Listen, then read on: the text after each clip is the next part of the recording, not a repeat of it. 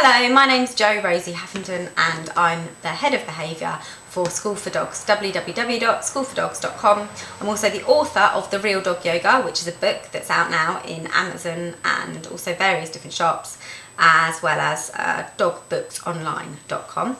I'm going to do this very quick little training video cast for Modern Dog Group today. I did one on recall last week, which I'm sure you can watch probably somewhere below or above, or there'll be a link to it, which was really long. So this one I'm going to try and do a little bit shorter. So what I'm not going to cover is separation anxiety or toilet training, because crate training is not an alternative for either of those two things. I can do a different video on toilet training and I can do a different video on separation anxiety. Again, that will be a long one. If you want, so please do put on Facebook or email School for Dogs if you would like a video on those things. But the video today is going to be about training dogs and puppies to like being in their crates. So the video is also designed for dogs that haven't had necessarily a negative experience of the crate before. So if you've got a dog that really hates being in the crate, you can try this method and it often does work.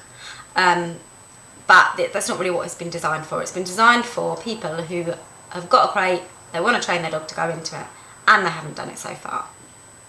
So crates are always a really controversial one, because some people love them and some people hate them. And in some countries they're even illegal. I don't think making them illegal is very clever. I think that crates can be really useful and ethical and wonderful. They've just got to be used in the right way. They've got to be well ventilated. The dog has to have access to water. The dog has to be able to stand up, turn around and lie down comfortably without, crouching or without not really being able to turn. That's how big the crate should be. Also, they shouldn't ever be used as a punishment, and the dog should never be left in there too long. So when I say too long, when you've got a dog that's really crate trained and loves being in the crate, I'd say a cinema trip is the maximum amount of time that you should be leaving that dog in that crate for. If you're going out of the house for a longer amount of time, then the dog should be able to go in and out of their crate and to be able to free roam in a room. And if that's not possible because the dog's got separation anxiety, then you need to seek professional help, because a crate is not a solution to separation anxiety. Okay, so the reason that crates are really useful is particularly for puppies. A big crate can be used, or a puppy pen, to teach a puppy to tolerate noises and sights and sounds of things that he can't yet manage. So for example, when the kids are running around in the garden playing football, and if you let the puppy just go and do what they pleased, they'll probably chase after and jump up and bite the kids and try and get the ball and all that kind of stuff. And we want to teach the puppy that just happens. That's something that goes on during the day. The sights and sounds of that are not interesting. And so to do that, we can put the puppy in a puppy pen where they're managed, give them something really great to do, like a nice chew or a pizzle or a Kong, and just let them watch and see all that stuff, so that it becomes boring, it becomes something that just happens. Because otherwise, when the routine is built up of the puppy going over and jumping at the kids or whatever, then they can get reinforcement from that, and then it's more likely to happen again. So that's one really good way of using the crate or a puppy pen. Again, management when you're doing things in the house that might be dangerous, so building work, etc. If you've got a dog that struggles with people, then it can teach them a really nice safe space to go and stay in when new people come into the house, in order to manage the situation, to stop anything from happening. And lastly, but not leastly, travel. Crates are absolutely brilliant. If you get your dog used to getting in a crate and then have one in the car, brilliant, because they can have water, food, chews, nice stuff, etc, etc. Crates are not a punisher. They're not a bolt hole. You want to teach the dog that they're a lovely safe haven and not a horrible place to go when they've been naughty. Crates should never be used like that. So how are we going to teach your dog to love his crate? Well, training, remember to take your puppy out for a toilet break. Also, do a little bit of mental stimulation so that your puppy's a little bit tired. You don't want to take him straight into the crate and expect him to settle and chew something when his mind's all over the place and he wants to play games. So then you want to get your crate ready. Make sure the crate's got food and water and loads of brilliant things in it. You want to put the dog's favourite toys in there and loads of really cool stuff, and let the dog watch you do this. So you're making this little den, this little paradise full of really, really cool stuff. Throw a whole bunch of smelly, nice treats in there, and then close the door without the puppy in. So then what you want to do is just wait it out, and you'll show your puppy as you're throwing more treats into his little den. You're making this paradise super brilliant, and the best thing about it is that it's forbidden. And puppies always want to go where they're not allowed to go. So by closing that door and adding more and more brilliant things, you're building up the idea that that is the place that he wants to go. So let the puppy have a good old look, and let him look around at it and have a little look and see how brilliant it is in there. And you almost want to let a teeny tiny bit of frustration build up. So not too much, not stressful frustration, but just a little bit, so the puppy's really eager and gagging to go into this new amazing little den. So you can see Doobie scratching at the door here. So we're going to go over and we're going to let her in and let her go and explore. So there's no manhandling, there's no pushing her in, we're just opening the door, and if she keeps her back feet out to start with, then that's absolutely fine. So let the puppy explore, let them have a little look inside the crate, let them eat all those treats and wander about and have a good time and see all their nice stuff and see how brilliant it is in there. So there's a few little rules to this game, and the main one is that if at any time the puppy decides that they want to exit and they don't want to be in the crate anymore, we let them come out. We add even more nice things, so we go, oh, look at this treat, yummy, yummy, yummy, and we put more and more treats back inside the crate again to make it ultra amazing, and then we close the door again. And we're just going to wait, and we're going to wait for the puppy to ask to go back in again. So we're really building this idea that if you go into the crate, that's where you should stay because it's amazing and really good. So once you've done a fair few repetitions of this and you're getting a puppy who is staying in there for longer and longer and wants to go inside there when the door's closed, and you think that he's ready, then start just propping the door closed. So the puppy can push the door and leave at any point, but if he leaves, you're gonna continue that rule, close the door behind him and add more stuff.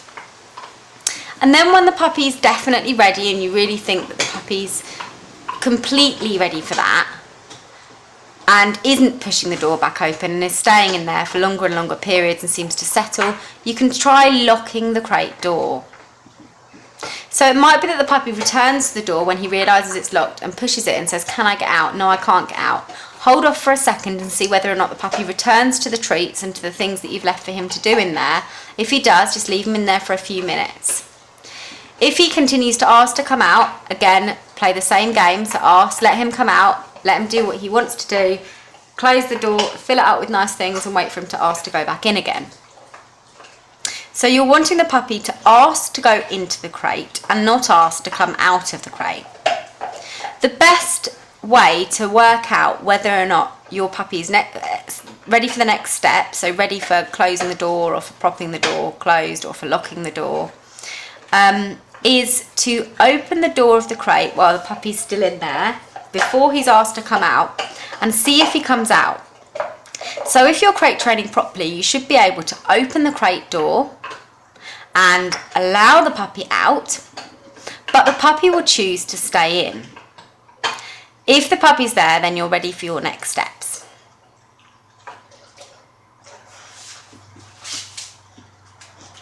So when you're ready for the next steps, what you want to do is you want to give the puppy something that takes a little bit longer and start extending the time and the distance from you that the puppy is whilst they're in that crate.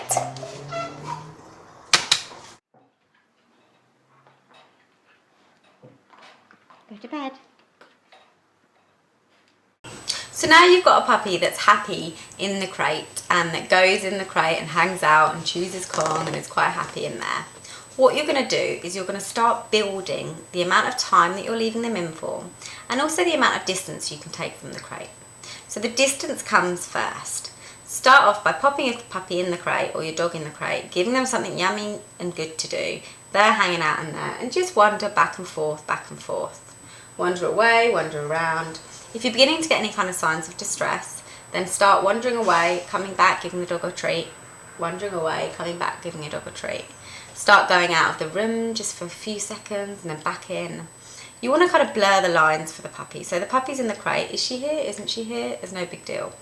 So get them used to you moving around a lot more first, and then start pushing those boundaries so that you're able to leave the room, and so that you're able to leave the room for longer and longer.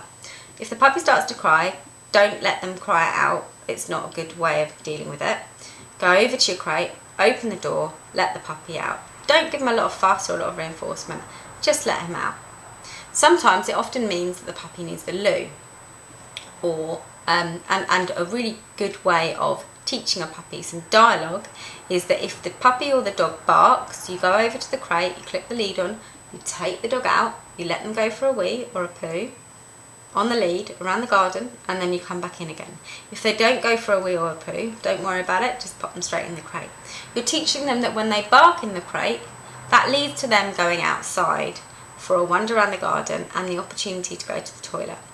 It takes away the frustration and the insecurities about being left in the crate too long without being able to go out to the toilet, and teaches puppies that using their vocalizations in the crate like that does have meaning. It means they want to go out to the loo.